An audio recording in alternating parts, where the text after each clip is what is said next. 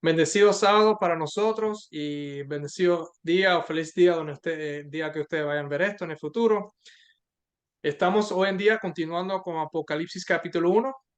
Ya terminamos los primeros 9 versículos, creo, si no estoy equivocado. Los primeros 8 versículos, donde nosotros pudimos identificar la, vimos que Dios y Jesús están identificados, que la primera parte de la carta tiene que ver con la deidad, enseñándonos, reflejándonos a nosotros la deidad verdadera que existe, como el patrón es en todas las otras cartas del Nuevo Testamento. Antes de empezar, vamos a tener como hacemos una oración para que Dios nos pueda iluminar la mente. Gracias Dios por este sábado, gracias por este estudio que vamos a continuar haciendo. Te damos gracias por el estudio pasado. Te pido que otra vez, como tú hiciste en el estudio pasado, tú puedas iluminarnos las mentes, ayudarnos, llenarnos de tu espíritu, para que nosotros podamos entender correctamente lo que tú quisiste darnos a nosotros. Esta revelación que tú le diste a Jesucristo, que viene de ti por medio de Jesús y su ángel, y que Juan lo escribió para que nosotros podamos entender lo que tú quieres que nosotros entendamos. Te damos gracias por todos y ayuda por la continuación de este estudio y para esos que lo van a ver en un futuro. En el nombre de Jesús, amén. Entonces, vamos a continuar preparando aquí la pantalla. En Juan 1, continuando en el versículo 9. Ahora, si vamos a continuar aquí. Nosotros vimos, como dije antes que empezamos, que esto, o que vamos ante oral, creo que fue, que vimos aquí quién es el Dios verdadero, quién es el Hijo. El único que tenemos por ver aquí son los 7 espíritus que están delante de su trono, que lo vamos a ver más adelante, se lo prometo. Y vimos hasta el versículo 8 por qué Jesús es el alfa, la omega, principio y fin. Continuando el versículo 9, voy a empezar en el 8 y para entonces brincar al 9 para tener una continuación. Yo soy el alfa y la omega, dice Jesús, principio y fin, dice el Señor, que es el Dios, el que es y que era y que ha de venir, el Todopoderoso. Sabemos que el Dios, el Padre de Jesús, es el que le da esa posición y ese nombre a su Hijo. Continuando, ahora Juan termina de dar sus salutaciones a las 7 iglesias, ya se habló de eso, y vemos que Jesús entra aquí y dice este mensaje. Ahora regresa para atrás a Juan escribiendo, dice, yo, Juan, vuestro hermano, y copartícipe vuestro en la tribulación, ¿verdad? Nosotros, en otras palabras, los cristianos estamos teniendo tribulaciones o vamos a tener tribulación. Esta idea de que hay una idea que este no es el momento para tocarlo, pero lo voy a tocar por arribita, que va a haber 1000 años de paz aquí en la tierra, o no, ¿cómo es que dicen que nosotros vamos a salir 1000 años mientras que la tierra está aquí en tribulación? Algo así, no, nosotros estamos en tribulación. No significa necesariamente que estamos en tribulación porque muchos de nosotros, especialmente en países más desarrollados, a lo mejor no nos afecten las tribulaciones de otros, pero hay tribulaciones, tú sabes, de espirituales también. Pero bueno, en el caso de Juan, no solamente fue espiritual, pero también fue físicamente, si conocen un poco la historia de Juan. Soy yo, Juan, vuestro hermano y copartícipe. Él coparticipa con nosotros en nuestra tribulación. En el reino y en la paciencia de Jesucristo. Él estaba en la isla llamada Patmos por causa de la palabra de Dios y el testimonio de Jesucristo. En el tiempo final, ya al final del tiempo, y esto lo vamos a ver cuando lleguemos a otros capítulos, y durante la historia, ha habido tiempo, y esto también se repite en el final, donde nosotros vamos a pasar tribulaciones, o la humanidad, mejor decir, va a pasar sobre sus tribulaciones. ¿Por qué? Va a ser igual como Juan, porque él es copartícipe. Y Juan estaba en tribulación porque vemos que él estaba en la isla llamada Patmos como prisionero. ¿Por causa de qué? De la palabra de Dios. Igual como vamos a ver ahora en los próximos estudios, como el pueblo de Dios estaba en tribulación por causa de la palabra de Dios y el testimonio de Jesucristo. Regresando un poquito al estudio anterior, vimos que la revelación viene de Dios, que se la dio a Jesucristo. Esta revelación es lo que Dios quiere que nosotros sepamos por medio de Jesucristo. Vemos aquí que repite lo mismo. Él estaba en Palmos por causa de la palabra de Dios, y cuando estaba en Palmos, para que no sabían, es porque estaban en prisión. La causa de la palabra de Dios y el testimonio de Jesucristo. ¿Ok? La palabra de Dios, que es la revelación que viene de Dios, y Jesucristo otra vez está dando testimonio de esta palabra de Dios. Igual como vemos aquí, que versículo 5, que Jesucristo es el testigo fiel. Y esto lo podemos llevar, que no voy a tomar tanto tiempo en esto, pero en los estudios que hemos hecho, vemos que el ángel de Jehová, déjame enseñarlo aquí, dije que no iba a tocar, pero rapidito para dar un recordatorio, en Éxodo capítulo 23, versículo 20, vemos que el ángel de Jehová también da testimonio de Dios, de las palabras de Dios. Versículo 20, Dios hablándole a Moisés, le dice, he aquí yo envío mi ángel delante de ti, y le dice, continúa, versículo 21, guárdate delante de él, oye su voz. ¿Ok? ¿Por qué? Porque aquí en azul, la última parte, porque mi nombre está en él. El nombre de Dios está en este ángel. Y Dios le está diciendo a Moisés que oiga la voz del ángel. ¿Por qué? Ahora vamos a ver. Versículo 22. Pero si en verdad oyeres su voz, o si oyeres la voz del ángel de Dios, y hicieres todo lo que yo te dijere, seré enemigo de tu enemigo, y lo que te afligiré. En otras palabras, el ángel testificaba, daba testimonio de las palabras de Dios. El ángel era el testigo fiel, el que tenía testimonio de Dios, que de Dios venía por al ángel, y este ángel se lo daba a Moisés y al pueblo de Israel. Y en esos estudios que hemos tocado esto, vemos que este ángel es Jesucristo antes de su encarnación. ¿Ok? Y tocamos más profundo por lo que quieran saber, porque por cualquier pregunta que tengan, pueden buscar esos videos. Uno tiene que ver con Jesús en el Antiguo Testamento, especialmente las primeras dos partes, creo, o las primeras dos, tres partes, y entonces también otros estudios como en la carta de los Efesios, creo que también lo tocamos un poco también ahí. Versículo 9, regresando a Apocalipsis 1, versículo 9.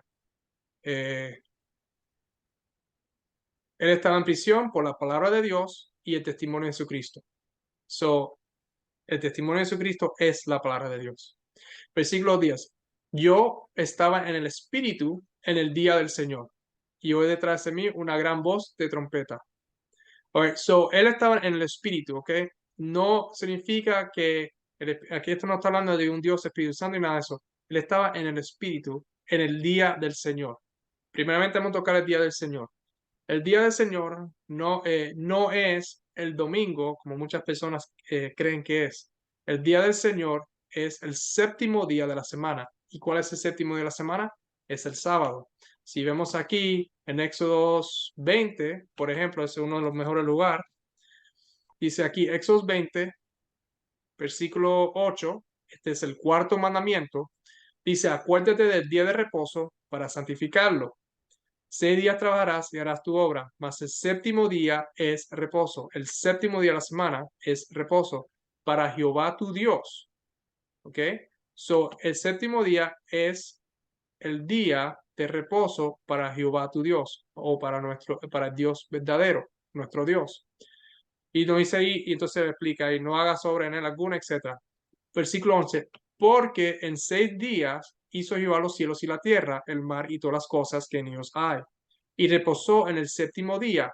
Por tanto, Jehová bendijo el día de reposo y lo santificó. Ahora, nos dice aquí, en 6 días hizo Jehová los cielos y la tierra, el mar y todo lo que hay, cosas que hay. Y reposó, déjame marcar esto en amarillo. Él reposó en el séptimo día y Jehová bendijo el día de reposo y lo santificó. Una cosa que esto me lleva a la mente es que esto nos lleva a la creación, ¿verdad? Al Génesis capítulo 1 y Génesis capítulo 2. Pero resumido aquí, Génesis 1 y capítulo 2, los primeros 3 versículos están resumidos aquí, nos dice que la creación de Dios tomó 6 días. Él hizo todo lo que tiene que ver con los cielos, la tierra, el mar y todas las cosas que en ellos hay. Y él separó en el Génesis capítulo, los primeros 3 versículos creo que son por ahí, nos dice que él reposó en el séptimo día. Toda la creación en Génesis 1 fue creada perfecta, grandiosa, y él después creó un séptimo día, y ese día él reposó, y dice, más importante que todo, él lo bendijo y él lo santificó. El único día que está, si Felipito o Gustavo, si me pueden buscar donde dice Jesús, yo soy el Señor del sábado, para conectarlo ahora, mientras yo hablo, dice que Jehová bendijo, el único día que está bendecido y, por Jehová y santificado por Jehová es el séptimo día de la semana, que es el sábado. En toda la Biblia no hay ningún otro día. ¿Lo tienen? Marcos 2:28. Marcos 2:28. Voy a poner Marcos 2. Vamos al 28. Siempre me gusta con el contexto para que todo...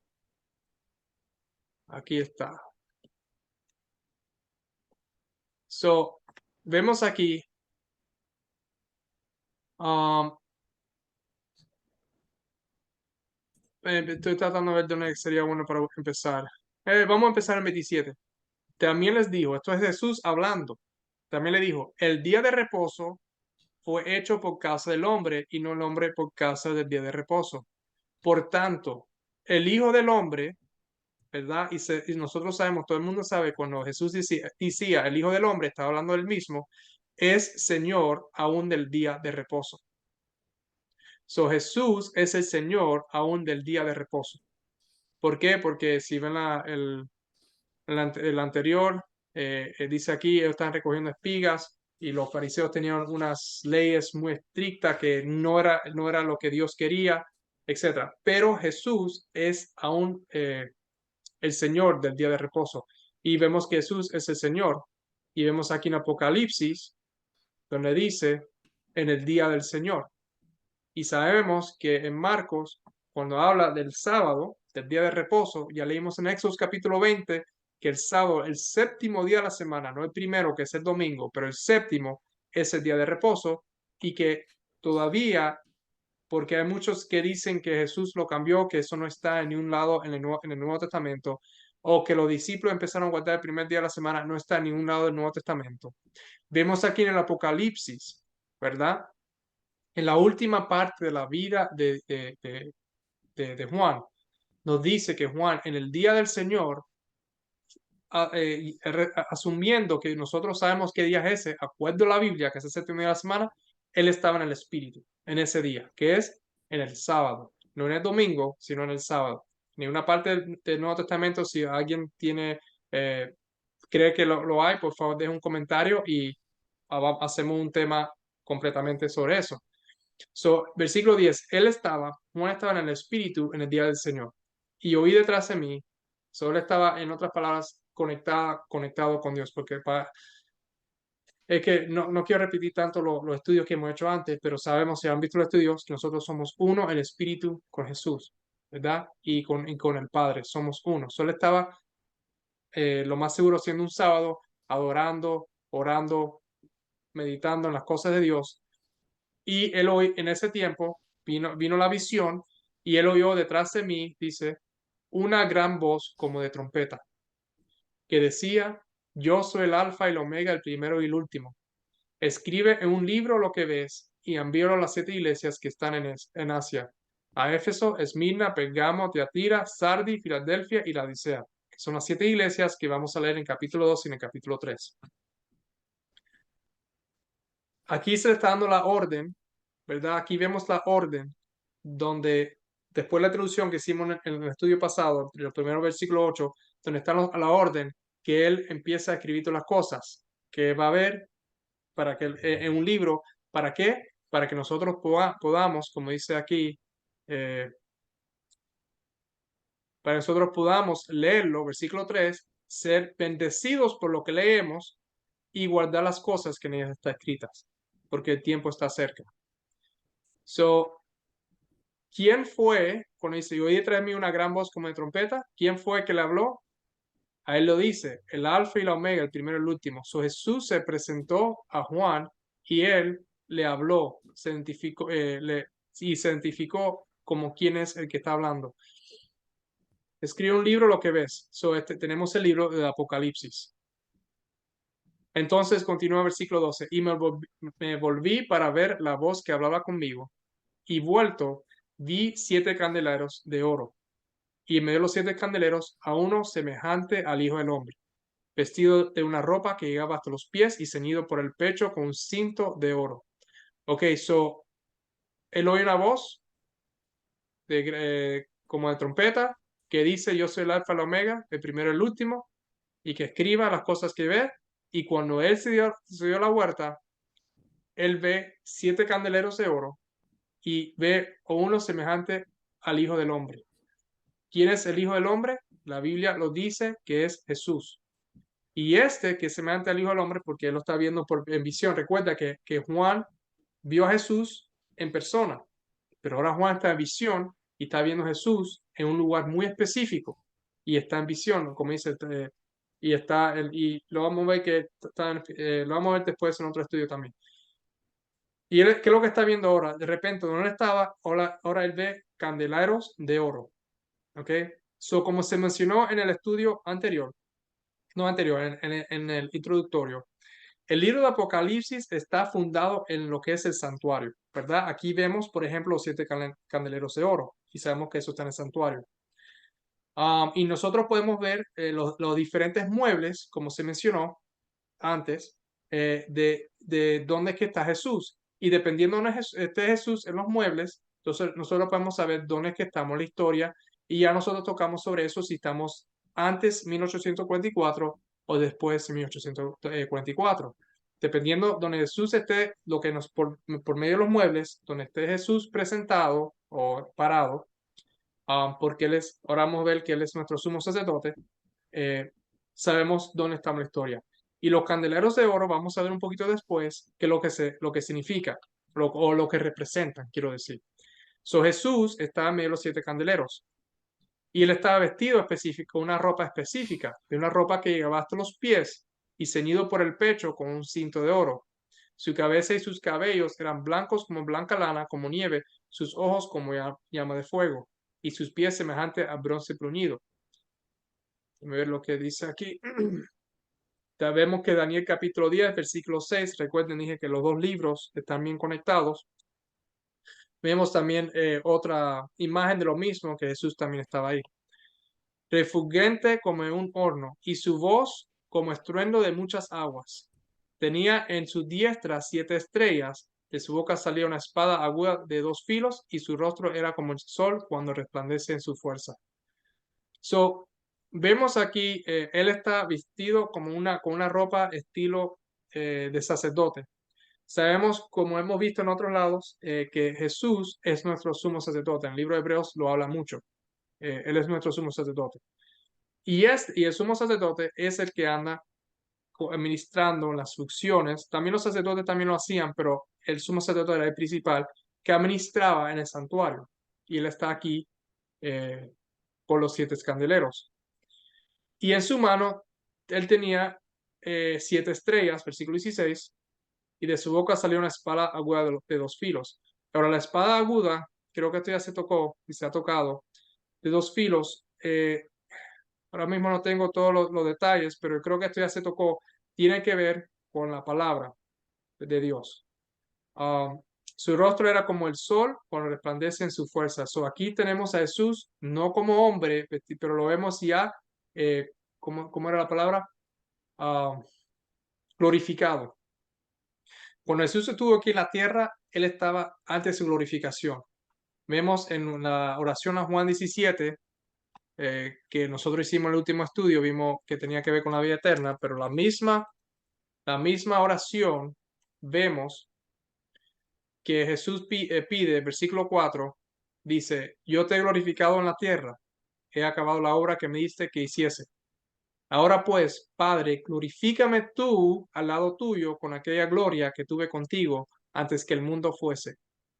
So, Jesús, cuando estaba en la tierra, no estaba glorificado, pero ahora, cuando él fue y fue él terminó su misión aquí en la tierra y ascendió al cielo, Jesús ahora es glorificado ante el Padre. Y ahora Jesús está glorificado como no estaba antes. Si recordamos el tiempo de Moisés, ahora que esto me viene a la mente, el tiempo de Moisés, él se tuvo que cubrir la cara con un velo. Déjame ver si lo puedo encontrar.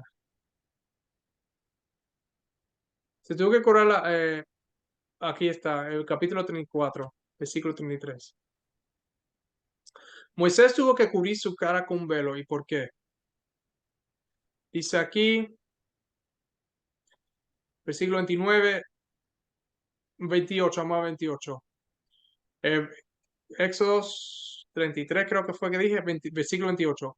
Moisés estuvo allí con Jehová en el monte Sinaí 40 días y 40 noches, ¿verdad? No comió pan ni bebió agua y escribió en tablas las palabras del pacto, los 10 mandamientos. So, Jesús sube, Moisés sube a la montaña Sinaí, está alante de Jehová 40 días y 40 noches, ¿verdad? Con él hablando, recibe las palabras del pacto, los 10 mandamientos. Y aconteció que descendiendo Moisés el monte Sinaí con las dos tablas de testimonio en su mano, descender el monte no sabía Moisés que la piel de su rostro resplandecía después que hubo hablado con Dios. So, Moisés, solamente estando alante de la presencia de Dios por 40 noches y 40 días, su piel, su rostro empezó a resplandecer. Y Aarón, continuando, Aarón, todos los hijos de Israel miraron a Moisés y aquí la piel de su rostro era resplandeciente y tuvieron miedo de acercarse a él. Entonces Moisés lo llamó, versículo 33, vamos a 33. Y cuando acabó Moisés de hablar con ellos, puso un velo sobre su rostro. Y cuando venía Moisés delante de Jehová para hablar con él, se quitaba el velo hasta que salía. Y saliendo decía a los hijos de Israel lo que le era mandado. Y al mirar a los hijos de Israel el rostro de Moisés, veían que la piel de su rostro era resplandeciente. Y volvía Moisés a poner el velo sobre su rostro hasta que entraba a hablar con Dios. Cuando hablaba con Dios sin velo y cuando hablaba con el pueblo de Israel, se ponía el velo para que ese resplandecimiento no asustara al pueblo. Vemos aquí,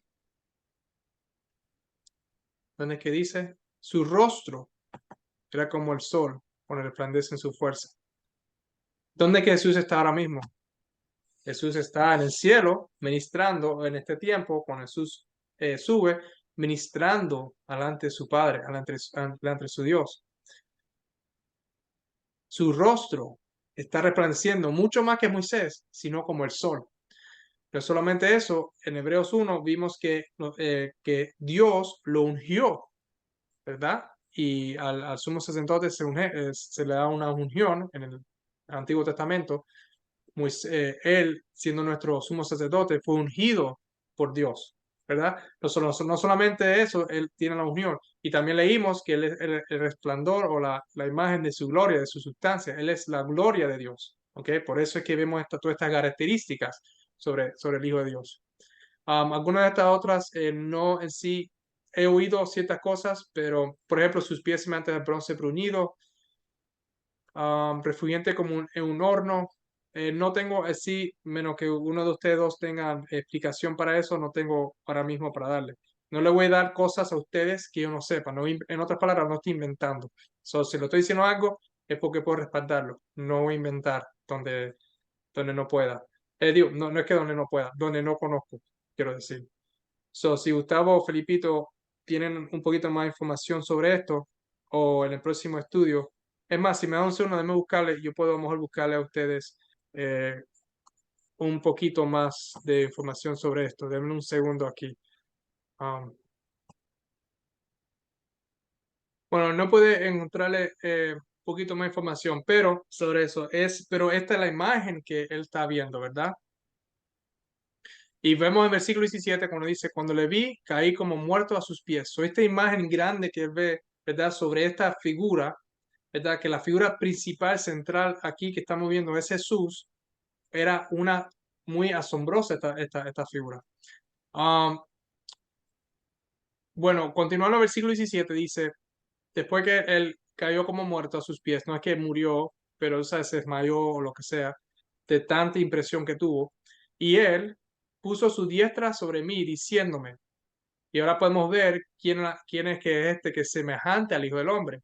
Dice, no temas, yo soy el primero y el último. Sabemos que el que se presentó o el que Juan vio, está aquí hablando, es Jesús. Yo soy el primero y el último. Y el que vivo y estuve muerto, mas he aquí vivo por los siglos de los siglos. Amén. So, vemos esto recordándonos nosotros al Evangelio, donde Jesús vino, él vivió como hombre, murió y resucitó. Mas aquí que vivo por los siglos de los siglos. Amén. Y él tiene las llaves de la muerte y del Hades, ¿verdad? El Hades es otra palabra para decir la tumba. No es necesariamente que hay un Hades como en el tiempo mitológico. Tienen que recordar, hay que recordar también, ponernos en el lugar, no de hoy, que estamos viendo hoy, que hay gente que creen que hay un infierno donde hay gente que eh, están viviendo ahí abajo. No, porque significa que entonces Jesús tiene la llave para entonces dejar esta, déme no entrar por ahí, pero es lo que empieza a implementar esto y lo otro.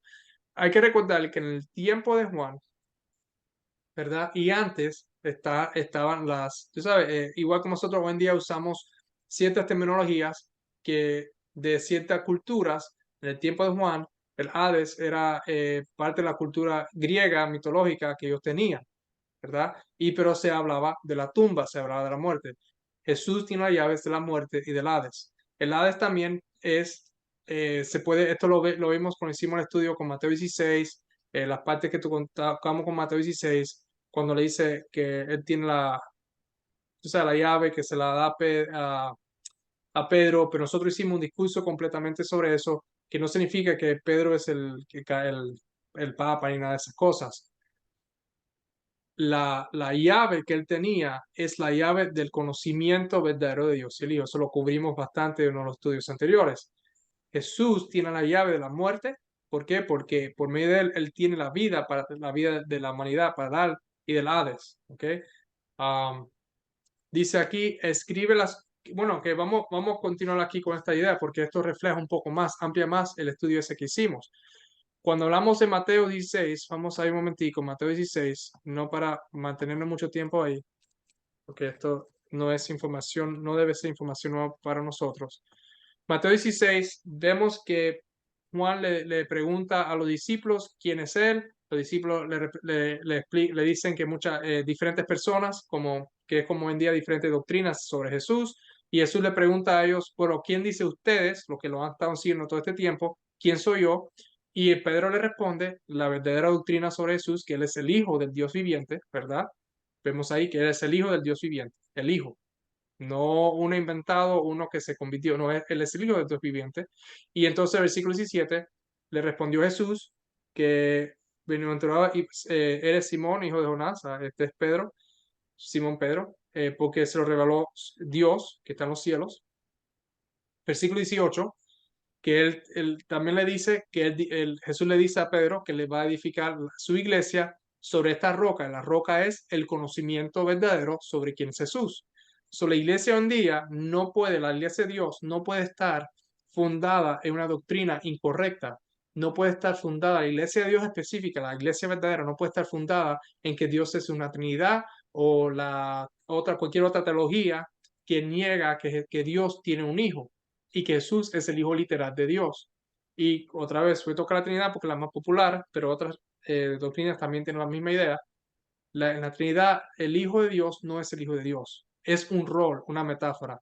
Si ven otra vez, si ven el video ese del Evangelio eh, versus la Trinidad, verán que no yo lo digo, sino los mismos teólogos lo están diciendo.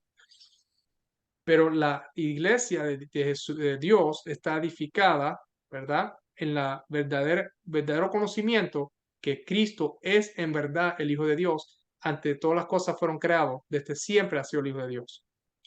Y dice aquí, y las puertas del Hades no prevalecerán contra ella. Y a ti te daré las llaves del reino de los cielos, y todo lo que atares en la tierra será atado, etcétera, etcétera. Y nosotros hablamos mucho extensivo sobre esto. La llave del reino no significa que Pedro se convirtió en primer papa y que hay una iniciación de papa y que ellos solamente son por medio de quien tú vas al cielo. No, la llave del reino tiene que ver con el conocimiento, ese conocimiento que es la verdad sobre el Padre y el Hijo. Recuerdan que Jesús dijo, la vida eterna está basada en conocer al único Dios verdadero y al único Dios verdadero, que es el Padre, y a su Hijo, quien le mandó, Jesucristo. Esa es la vida eterna para nosotros poder recibir y entrar al reino. También hemos tocado donde tocamos en Juan capítulo 3, el Espíritu, el nuevo renacimiento, todas esas cosas están en presentaciones y estudios que hemos hecho ya. Si ven los videos, lo van a encontrar. Y esas llaves es el conocimiento. Después vemos otra vez donde Jesús dice a los mismos fariseos que ustedes cierran el cielo a muchos. ¿Significa que ellos tienen una llave para abrir y cerrar que hay que ir por ellos? No, es porque le quitaban el conocimiento y negaban que Jesús en verdad era el Hijo de Dios. Eso es lo que se trata.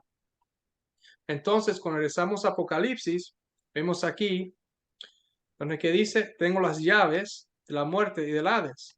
Acabamos de leer que en Mateo, que Jesús dice, edificaré mi iglesias y las puertas de Hades no prevalecerán. La Hades tiene puerta y a ti, a Pedro, y después dice que los discípulos también en otra parte, eso no solamente a Pedro, es a todo el mundo que entienda la verdad. Nosotros tenemos la llave del reino, porque nosotros tenemos la verdad sobre el Padre y el Hijo.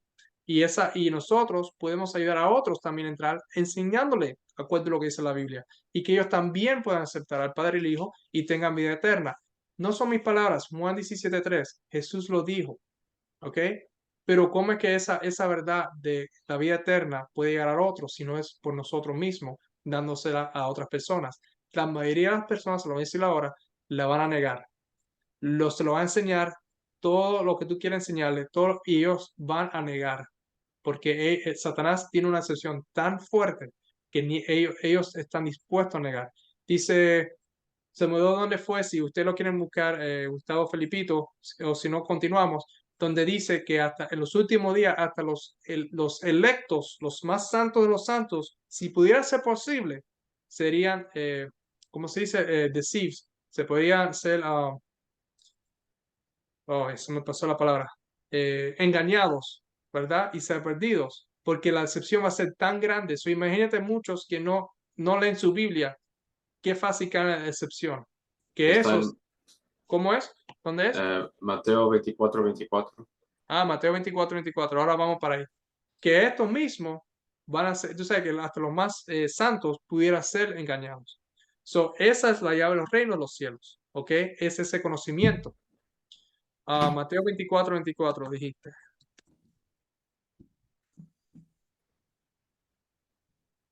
Porque se levantarán, dice aquí, versículo 24.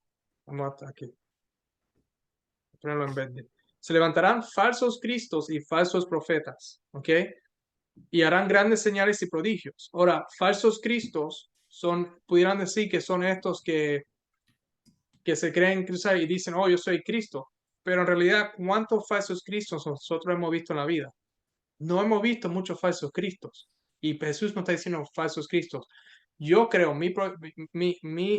lo que yo creo, lo que yo pienso, que cuando dice falso Cristo, está hablando falsas doctrinas de Cristos, cual hay, y falsos profetas, esos que predican estos falsos Cristos. Porque Cristo tiene profetas. Los falsos Cristos, las falsas doctrinas, también tienen profetas que predican la falsa doctrina, por eso son falsos profetas. Ellos harán grandes señales y prodigios de tal manera que engañarán, si fuere posible, a uno de los escogidos. ¿Ok? Imagínate esos que no leen, ¿verdad? No tienen la llave, como se ha estado hablando. Déjame regresar aquí a Mateo 16 para terminar la idea y continuar con Apocalipsis. Te daré las llaves del reino de los cielos, 19, versículo 19, a todo lo que atares en la tierra será atado en los cielos, etc. Bueno, como está diciendo, para no ir a todos los otros versículos que ya hemos tocado en otros estudios, los discípulos también tenían esta información, esta llave. La llave es ese conocimiento. ¿Ok? Vemos que la llave tiene que ver con el conocimiento del Hijo de Dios. Como Jesús dice, la vida eterna es conocer al único Dios verdadero, el Hijo Jesucristo. Regresando a Apocalipsis capítulo 1, versículo 18, Jesús tiene las llaves de la muerte y del Hades. Una tiene la llave de la muerte porque en él está la vida para dársela a quien quiere. El Padre fue el que le dio a él ese derecho. Lo dice en Juan capítulo 5, creo que es, ¿verdad? Y vemos en toda la Biblia, capítulo Juan 5, versículo 26. Porque como el Padre tiene vida en sí mismo, así también ha dado al Hijo al tener vida en sí mismo. ¿Ok? Um, y lo otro es que yo dejo contexto para que todos ustedes puedan, tú sabes, leerle contexto a su tiempo. Si rezamos los versículos anteriores, versículo 21 nos dice, vimos en versículo 16 que el Padre le ha dado al Hijo en tener vida en sí mismo. El Hijo tiene vida en sí mismo porque el Padre se la ha dado. Y es la misma vida que el Padre tiene. ¿Qué es lo que un hijo recibe?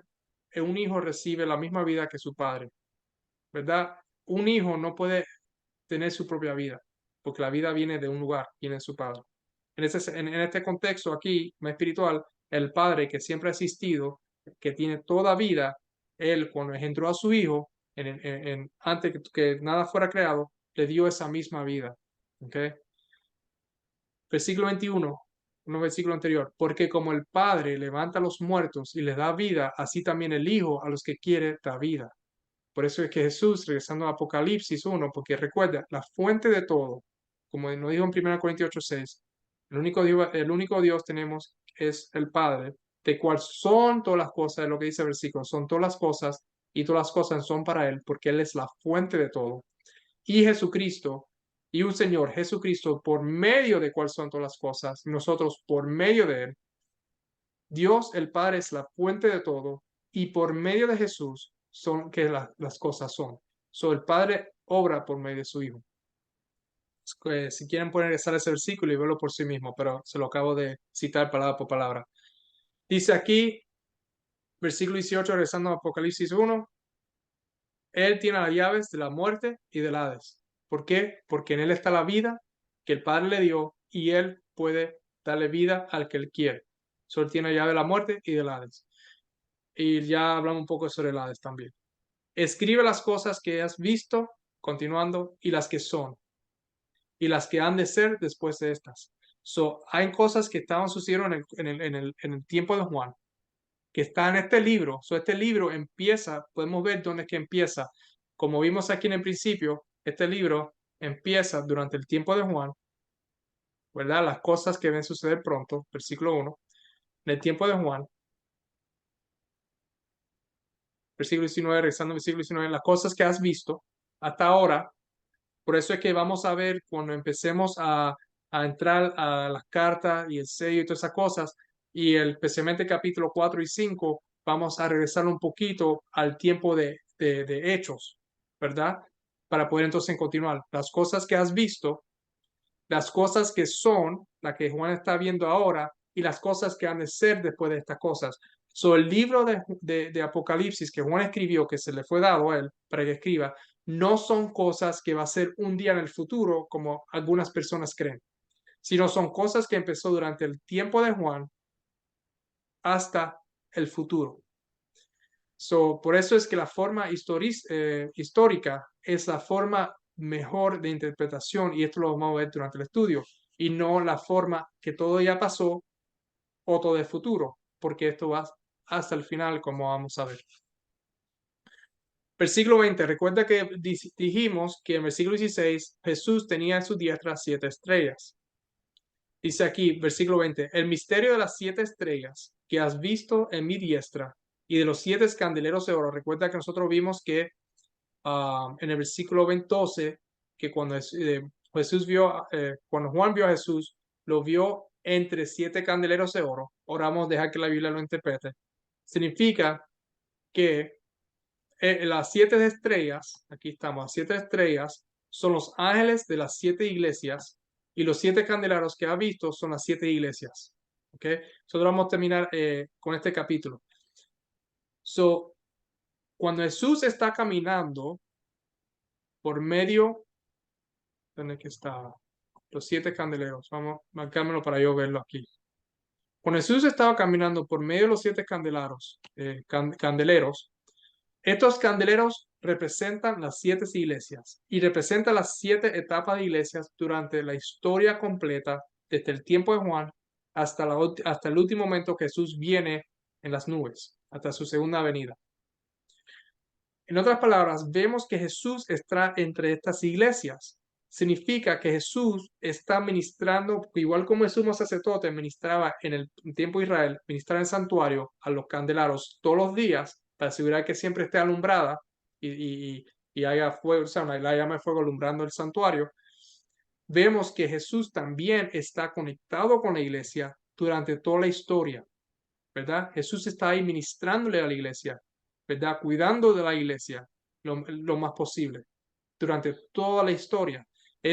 Lo digo para que es una forma de esperanza que que Dios siempre ha tenido a Jesús ahí con nosotros, ayudándonos en todo. Él es nuestro sumo sacerdote. Por eso también, como he dicho antes, esto está situado ¿cómo se llama? En el sistema de santuario. Y cuando nosotros vemos como el sumo sacerdote funcionaba, su función con el pueblo de Israel, era el sumo sacerdote que ministraba en el santuario alante de Dios por el pueblo y a la misma vez era con quien él ministraba con el pueblo en lugar como el medio entre el pueblo y Dios. Y así es Jesús. Él es el medio entre Dios y su pueblo. Él es el que ministra entre Dios y su pueblo y ministra a nosotros.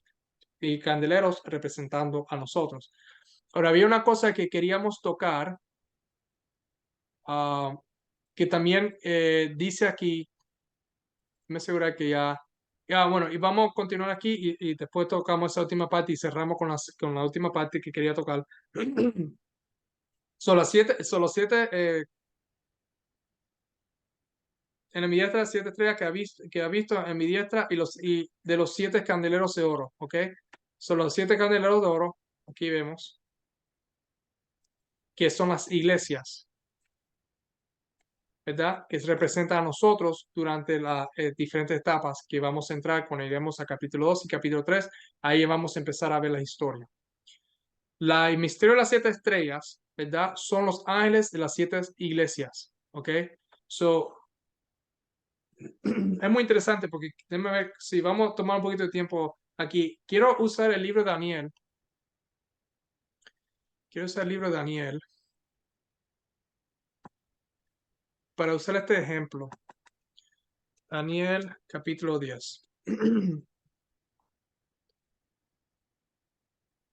Ok, ahí está. Creo que esto lo tocamos, pero voy por arribita sobre esto, porque creo que esto ya se tocó. Los reinados, recuerda, en Daniel dije que esto tiene que ver más con lo secular, con reinados, y menos con el pueblo de Dios. Pero el concepto es el mismo. Vimos, si lo estudiamos, y lo voy a decir por arriba porque espero que sí ya lo vimos, o lo hemos hecho.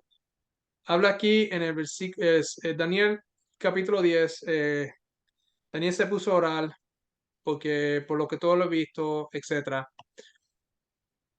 Y entonces por fin viene el ángel Gabriel a responderle a su oración. Versículo 12. Entonces me dijo, el ángel Gabriel le dice a Daniel, Daniel, no temas, porque este primer día que dispusiste tu corazón a entender y a humillarte en la presencia de tu Dios, como estaba diciendo, vio las visiones, no la entendía, estaba confuso, se puso a orar. Desde el primer día que se puso a orar para pedir entendimiento, etc., fueron oídas tus palabras y a causa de tus palabras yo he venido. Y vimos que más el príncipe del reino de Persia se me opuso durante 21 días, pero aquí Miguel, uno de los principales príncipes, vino para ayudarme y quedé ahí con los reyes de Persia. Perdón. Lo que mencioné, bueno, continuando ahí para recortar, porque creo que ya se tocó. Versículo 20. Gabriel le dice a Daniel, ¿sabes por qué he venido a ti? Pues ahora tengo que volver para pelear contra el príncipe de Persia y al terminar con él, el príncipe de Grecia vendrá. ¿Ok? So vemos que aquí que hay un príncipe de Persia con quien él está peleando. Vemos que hay un príncipe de Grecia con quien Gabriel tiene que pelear. Y vemos que hay reyes de Persia. Cuando vamos a Daniel capítulo 11, vemos entonces la historia, los diferentes reyes de Persia, después vienen los reyes de Grecia y después viene todo lo demás. Pero hay un príncipe por cada uno. El príncipe es el ángel. Vamos a sustituir la palabra príncipe por ángel. El ángel del reino de Persia. El ángel que está tratando de influir los reyes de Persia. Después, el príncipe de Grecia. El ángel que está tratando de influir los reyes de Grecia. Y como Gabriel está peleando contra ellos, está lidiando contra ellos, ¿verdad? Y tuvo que venir Miguel, que hablamos sobre eso también, que es Jesús ante la encarnación, tuvo que venir a ayudarlo, significa que estamos hablando que esto es una guerra espiritual que está sucediendo. Regresando a Apocalipsis, con esa idea, las 7 estrellas, ¿verdad? Son los ángeles de las 7 iglesias. Durante las 7 etapas están estos ángeles que Jesús está usando para guiar en cierta forma la iglesia durante sus diferentes etapas. Y cuando lleguemos al capítulo 2 y capítulo 3, vamos a ver cómo la iglesia empezó pura, se volvió no pura y empezó a coger la pureza, y ahora en la última condición que estamos, ni estamos ni frío ni caliente, que es también un problema. Entonces, estas estrellas son los ángeles, ¿verdad? Representan los ángeles, que son, podríamos decir, los príncipes, también como en Daniel, pero aquí dice los ángeles de las 7 iglesias, y los 7 candeleros que ha visto son las 7 iglesias. Jesús, en otras palabras, por medio de sus ángeles, que él está guardando su iglesia lo más posible y protegiendo la iglesia como él pueda, por medio de sus ángeles. Mientras él ministra allá en el santuario celestial, él también está ministrando aquí las iglesias. Lo está haciendo él y lo está haciendo por medio de sus ángeles, igual como el sumo sacerdote en el santuario ministraba delante de Dios en el santuario y ministraba por el pueblo en el santuario, pero también y él también ministraba los sacerdotes. Estaba el sumo sacerdote que era más alto y los sacerdotes bajo él que también eran administradores del pueblo. Y lo último que quería tocar aquí, que era yo soy primero el último, ok. En el versículo 17, y es que yo creo que eso sería bueno aquí para terminar con esta idea, para terminar con Jesús en la mente. Nos dice, cuando le vi, caí como muerto a sus pies, ¿verdad? Cuando Juan vio a Jesús. Y Jesús puso su diestra sobre Juan y le dijo a Juan, no temas, yo soy el primero y el último. ¿Ok? Recordamos que quién fue el que le dio eso a Jesús. Yo soy el alfa, el omega, principio y fin. Dices, eso vimos que fue el Padre, el Todopoderoso, que le dio ese nombre, ese diseño. Cuando dice aquí yo soy el primero y la diestra, el primero y el último, ¿verdad? Vamos a ver aquí lo que dice aquí. Ok. Vamos a verlo así, porque esto no es lo que yo quería tocar. Pero vemos, yo sé que hay algunas personas, y no estoy diciendo que está mal, porque lo dice en otra parte, dice que Él es el principio y el final de nuestra fe, y está correcto. Pero quiero tocarlo también de un punto de vista en cual muchas personas a lo mejor no lo han visto. Yo soy el primero y el último. Vamos a Colosenses, capítulo, que dijimos que era, capítulo 1. Nos dice sobre Jesús. Jesús es la imagen del mismo Dios invisible. Él es el primogénito de toda creación, ¿verdad? El primogénito es que el primero. Ahora, dice aquí, y es no solamente eso, cuando habla de primero, el primogénito tiene que ver con la idea de hijo, ¿verdad? Porque los padres tienen primogénitos y los primogénitos es el primer hijo o hija de los padres. Él es el primogénito de toda creación. Otra vez, Él es la imagen del Dios invisible, como leímos en Hebreos, también capítulo 1. Él es el primogénito de toda creación. Ahora, hay algunas personas que pudieran decir que este versículo está diciendo que Él es el primer creado, ¿verdad? Porque es el primogénito de toda creación. La creación es principal y Él es el primogénito de la creación. Y quieren una forma o la otra conectar, que esto lo hemos tocado en otros estudios, conectarlo, que Él es el primer creado. Hay personas que creen que Jesús es un ser creado, pero esto no es lo que dice. Lo que está diciendo es que Él es el primer hijo de todo lo que está creado, de toda creación. No significa que Él es el primero creado, sino el primero hijo de toda creación. Cuando el Padre y el Hijo crearon toda la creación en el cielo y en la tierra, lo que tienen la posibilidad de tener hijos, vamos a enfocarnos aquí en la tierra, que es lo que nosotros conocemos, cuando creó Adán y Eva tenían la idea, la oportunidad de tener hijos, y ellos tuvieron a Caín, el primer hijo, y después a Abel, y después Seth, y continúa. Pero antes que el primer hijo viniera a ser, ¿verdad? Mirando solamente aquí como el planeta Tierra como ejemplo, ya Jesús era hijo de Dios. So Jesús no podía ser hijo de Dios después que vino como hombre, como muchos creen en la idea trinitaria. Él ya era hijo de Dios, es lo que quiero decir, el punto que quiero hacer. Porque si continuamos el versículo 16, porque en él, en Jesús, fueron creadas todas las cosas. Todas las cosas, ahí dice que en la tierra, en los cielos, invisible, todo. Todo en la parte roja. Todo fue creado por medio de él y para él. Y él es antes de todas las cosas y todas las cosas en él subsisten, etcétera. En otras palabras, todo lo que fue creado por medio de Jesús. Si Jesús es una criatura, fue una creación, entonces significa que Jesús se creó él mismo. Pero eso es imposible. Creo que en Juan 1 nos dice un poquito más sobre esto. En Juan 1 nos dice, versículo 3, todas las cosas por él, por Jesús, fueron hechas, y sin él nada de lo que ha sido hecho fue hecho. En otras palabras, todas las cosas que fueron creadas, ¿verdad?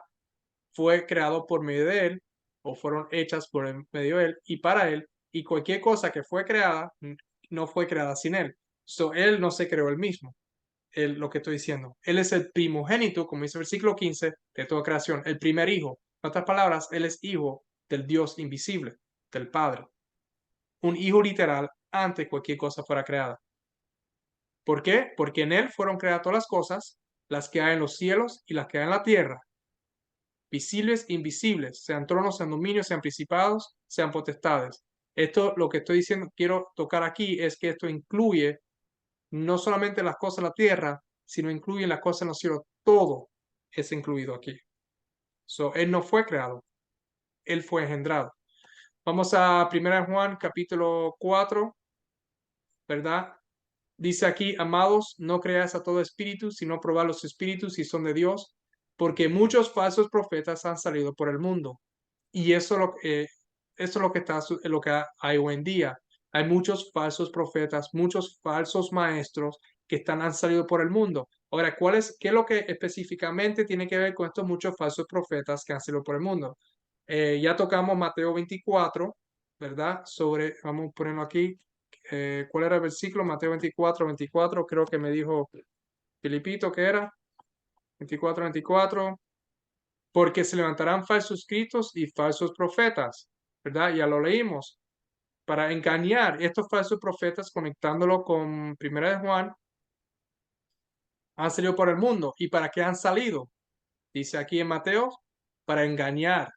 Y si fuera imposible, aún los escogidos, ¿verdad? Se levantarán falsos cristos y falsos profetas. Otra vez, tú tienes un Cristo y el profeta habla sobre Cristo. Y ya dijimos que el falso profeta va a hablar de falsos cristos. Por esto es que yo creo que esto tiene que ver con la doctrina de Cristo, como vimos en Mateo 16. Dice aquí, regresando para atrás a 1 Juan, capítulo 4, porque muchos falsos profetas han salido por el mundo. En esto conocer el Espíritu de Dios. Todo espíritu que confiese que Jesucristo ha venido en carne es de Dios, ¿ok? Y todo espíritu que no confiese que Jesucristo ha venido en carne no es de Dios. Y es el espíritu del anticristo, el cual vosotros habéis oído que viene y que ahora ya está en el mundo.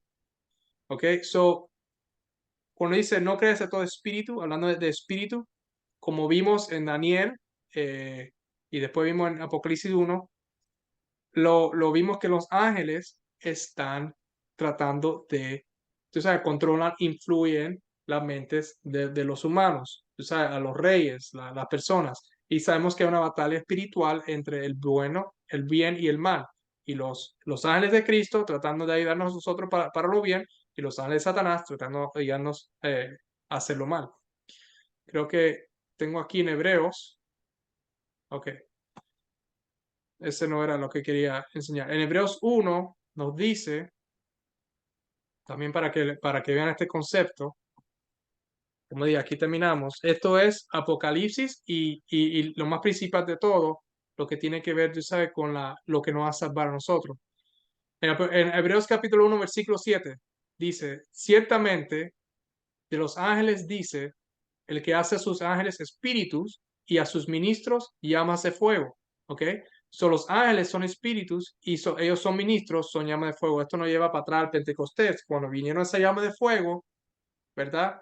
Esto no era Dios el Espíritu Santo, no. Y esto lo vamos a ver cuando lleguemos al capítulo 5 de Apocalipsis. Estos son los ministros de Cristo que vinieron llama de fuego, que son los ángeles, ¿verdad? Los ángeles de Cristo que vienen a ayudarnos a ministrar a nosotros, igual como los 7 ángeles que van a ministrar a las 7 iglesias. El que hace a sus ángeles espíritus y a su ministro llama de fuego. Cuando vemos aquí a 1 Juan capítulo 4 hablando de espíritu, no crea todo espíritu, no crea todo ángel que está influyendo a estos falsos profetas, ¿verdad? ¿Quién es el que está siendo influido por los ángeles de Dios? ¿Quiénes son los que están siendo influidos por los ángeles de Satanás? En esto conocer versículo 2, conocer el Espíritu de Dios. Todo espíritu o todo ángel que influya a que el profeta diga, que en otras palabras, para que se pueda entender, todo espíritu que confiesa que Jesucristo ha venido en carne es de Dios. Ok, vamos a ver esto de Jesucristo ha venido de carne, es de Dios. Vamos a expandir un poquito más ahora. Todo espíritu que no confiesa que Jesucristo ha venido en carne no es de Dios. ¿Ok? Y este es el espíritu del anticristo, el cual vosotros habéis oído que viene y que ahora ya está en el mundo. La mayoría de la gente puede decir, bueno, yo confieso que Jesús vino en carne, porque el Evangelio dice que Jesús vino en carne. Pero ¿es esto lo que Juan quiere decir? Lo vamos a ver con con el mismo escritor que nos va a explicar. Antes de eso, si vemos aquí en Hebreos, capítulo 13, versículo 8, nos dice que Jesucristo es el mismo ayer y hoy y por los siglos. En otras palabras, si decimos que Jesús era el Hijo de Dios, porque vino a ser el Hijo de Dios, cuando vino a engendrarse como hombre, y que por eso es que el Hijo de Dios ahora, entonces tenemos que decir que Jesús es el Hijo de Dios antes que fue engendrado. Pero vemos que la Trinidad niega que Jesús es el Hijo de Dios ante la engendración y que es una metáfora. ¿Ok? Otra vez, vean el video, el Evangelio versus la Trinidad, y lo van a ver que no son mis palabras, sino son las palabras de los teólogos. Jesucristo es el mismo ayer, hoy y por los siglos. Juan entendió que Jesús era el Hijo de Dios en su tiempo. Significa que él entendió que él era el Hijo de Dios antes de venir y que iba a ser todavía el Hijo de Dios después. ¿Ok? Vamos a ver esto en Juan capítulo 20. Este es el Evangelio de Juan.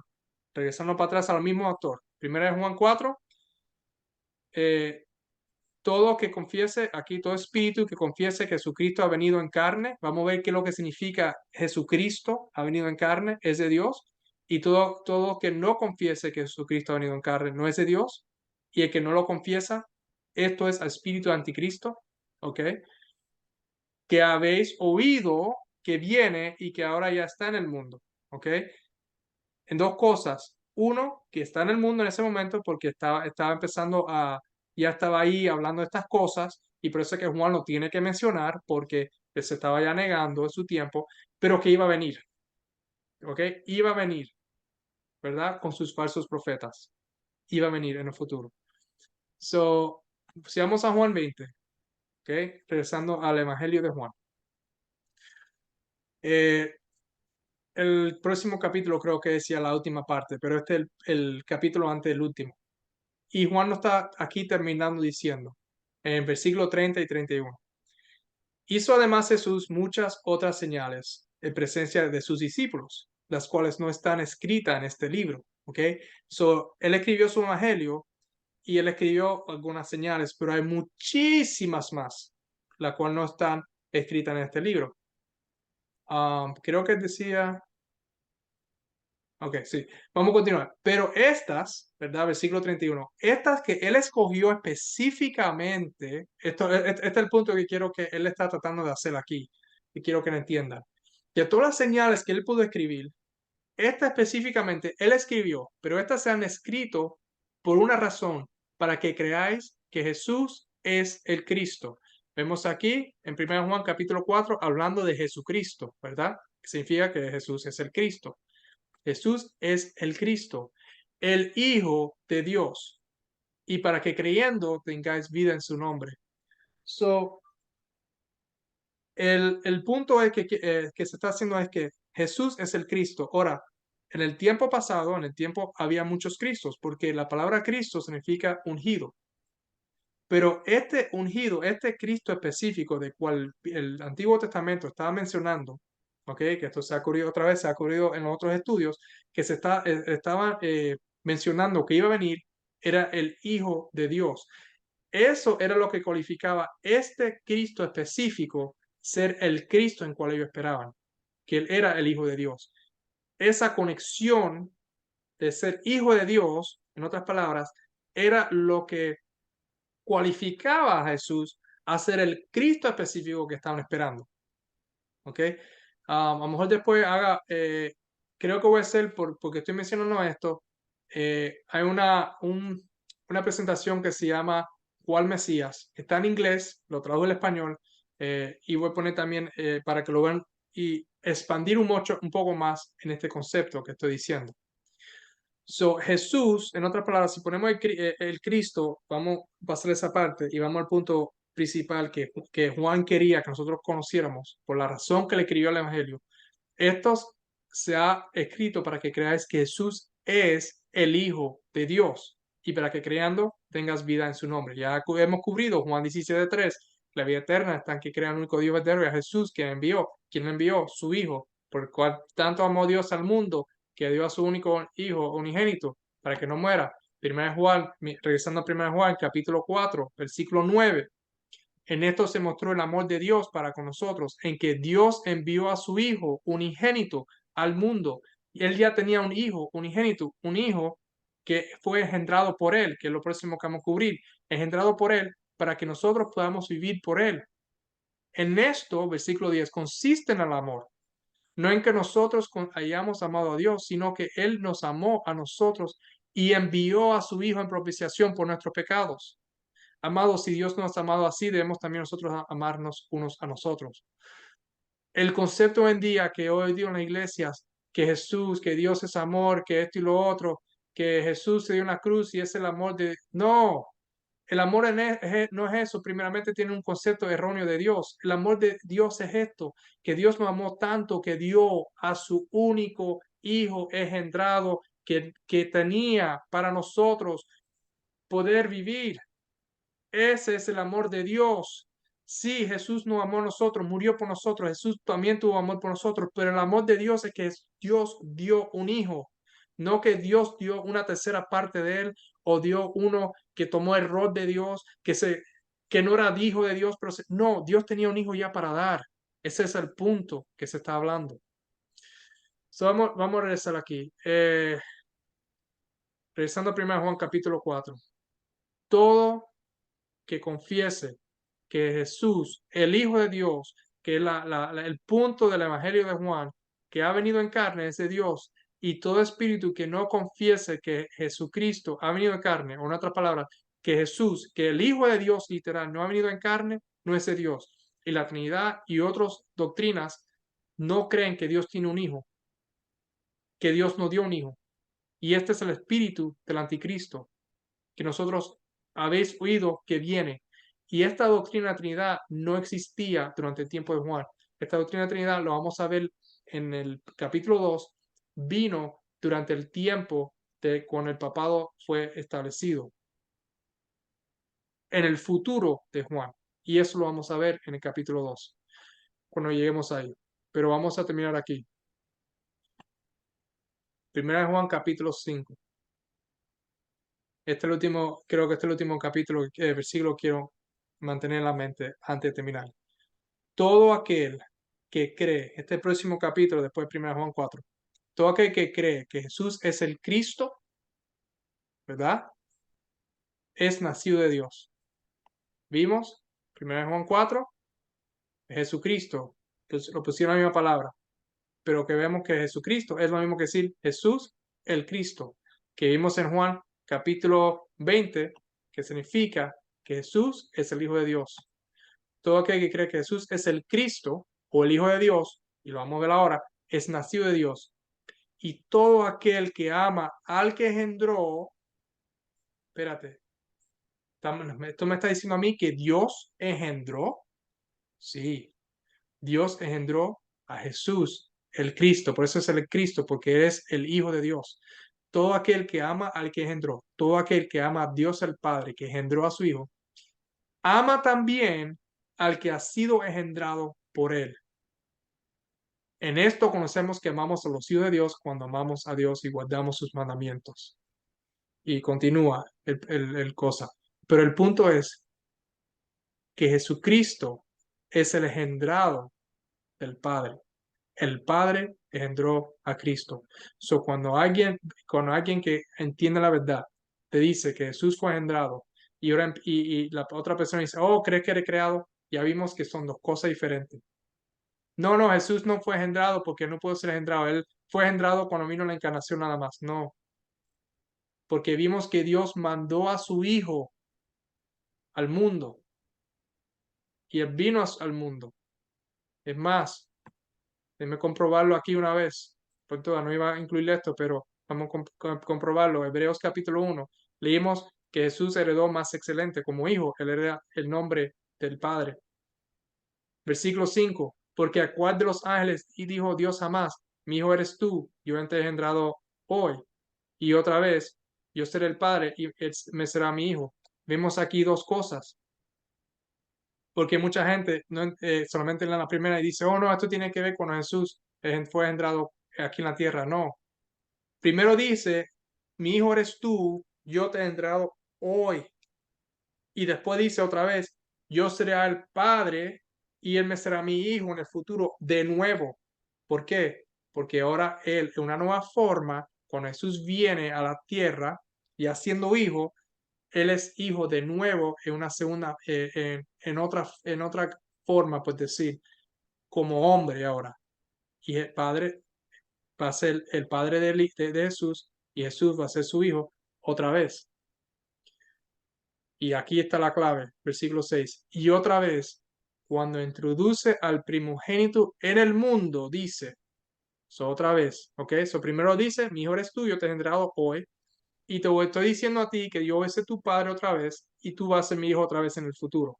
Otra vez, cuando el padre introduce al primogénito en el mundo, ¿verdad? Dice, adórelo todos los ángeles de Dios. ¿Por qué? Porque los ángeles adoraban al hijo antes de venir a la tierra. Y ahora el Hijo tomó la humanidad en él y obviamente nosotros no adoramos uno al otro, pero él le dice, adoren a mi Hijo, porque este es mi Hijo. A ver. Él, a otra vez, cuando introduce al primogénito en el mundo. En otras palabras, el versículo 5 fue antes que Jesús vino al mundo, el versículo 6 es cuando vino al mundo. ¿Cuándo fue que Jesús fue engendrado? Ante el versículo 6, antes de venir al mundo. Por eso terminamos aquí con 1 Juan capítulo 5.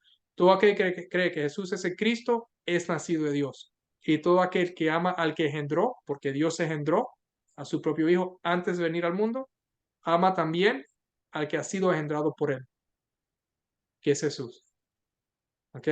Vamos a terminar aquí en Apocalipsis capítulo 1. Llegamos hasta terminamos como en la parte del medio, pero ya cubrimos los últimos versículos. Lo próximo que vamos a tocar entonces sería, ya entonces vamos a ver las 7 iglesias, las 7 estrellas, en el capítulo 2, capítulo 3, y vamos a ver la historia de la iglesia, cómo va a pasar. Vamos a tener una oración una vez más antes de terminar para concluir aquí. Gracias Dios por este estudio, gracias por llevarnos, por donde tú nos has llevado. Gracias por este primer capítulo, porque no, yo, en verdad, estos estudios, aunque nosotros estamos estudiando y ya tenemos idea de lo que vamos a decir, tú nos llevas por lados que nunca me imaginaba que tú nos llevas, estableciendo la verdad mucho más y más. Y espero que las personas que estén viendo este video noten que esto no es necesariamente algo que ya está escrito específicamente, aunque ciertas cosas ya tenemos en ideas, pero que tú de verdad estás trabajando aquí por este medio y que tú puedas también trabajar en las mentes de ellos. Te pedimos que tú nos cuides por el resto de la semana, cuides a esos que nos van a ver este video, bendícelos también a ellos. Dime todo esto en el nombre de Jesús. Amén.